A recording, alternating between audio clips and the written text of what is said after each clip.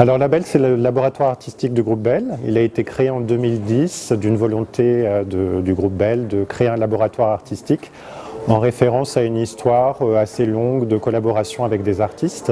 En fait, cette exposition se développe sur 3 lieux à la fois, mais il nous paraissait important d'aussi présenter une partie de la collection à la Maison de la Vache qui rit, qui est un lieu que le laboratoire artistique investit assez régulièrement, puisque c'est la 6e exposition que nous faisons ici. Donc il y a une tradition de confier à la Belle justement l'organisation, la mise en place d'expositions d'art contemporain à la Maison de la Vache qui rit. Ici, l'idée, c'était mettre à nu la collection. Et comment on a essayé dans ce premier volet de la mettre à nu? On a une vidéo de Anna Molska, qui est à votre gauche, où il y a un jeune homme qui est dans une serre. Et il est comme un animal dans une cage, avec un fouet. Et tout d'un coup, il y a la mousse qui commence à tomber du plafond de la serre. Et cette mousse, on peut imaginer qu'elle rentre dans l'espace d'exposition. Tout le sol se remplit de mousse. Et au milieu de cette mousse, il y a un œuf, qui est cette œuvre ici, d'Ugo Rondinone.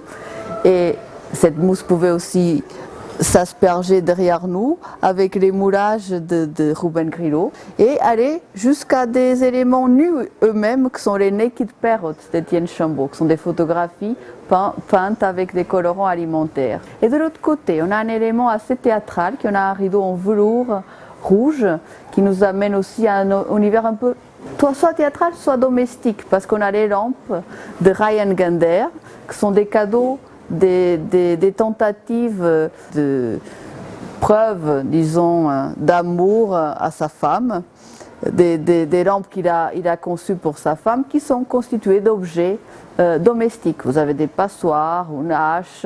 Entre les lampes de Ryan Gander et les moulages de Ruben Grillo qui sont face à face, même s'ils semblent être dans des univers divers, c'est un langage aussi de quelque chose de domestique qui est aussi proche à l'univers de la Vache qui rit.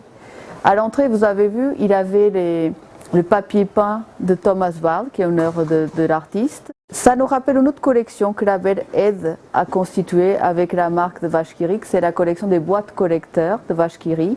Et l'exposition tourne vraiment autour de ces thématiques-là, hein, de l'idée de la sensualité de l'art contemporain, des pièces qui sont presque tentatrices, qui suscitent en tout cas cette idée du désir circule hein, dans ce premier volet d'exposition, beaucoup plus fortement que dans les autres volets. On voulait que cette saison, elle soit un peu participative, elle ne soit pas simplement je regarde, mais je viens à la Maison de la Vache qui rit pour vivre un peu, une sorte de vivre ensemble un peu autrement. Alors ça se traduit comment? Par des ateliers de cuisine, donc on a mis en place des rendez-vous réguliers. Là, le premier atelier culinaire avec un jeune chef de la région, Emmanuel Chabouton, a eu lieu donc mercredi dernier. On va avoir un rendez-vous tous les mois pendant toute la saison jusqu'au mois d'octobre. Ça fait partie un peu des nouveaux rendez-vous. Une exposition autour des emballages, alors un peu décalée, donc ça commencera le 21 mai.